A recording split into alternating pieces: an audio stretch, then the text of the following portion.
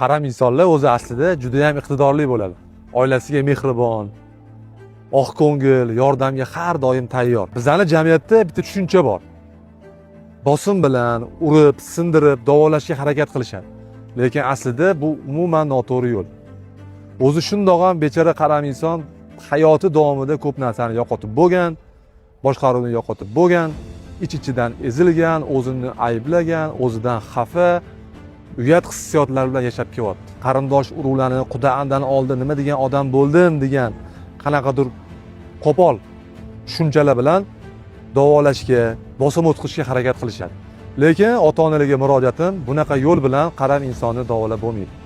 Birinchi o'rinda albatta yordam qo'lini cho'zish kerak. Men qaramligimni nazoratga olgan inson sifatida, shu yo'ldan o'tgan inson sifatida sizlarga yordam berishga harakat qilaman.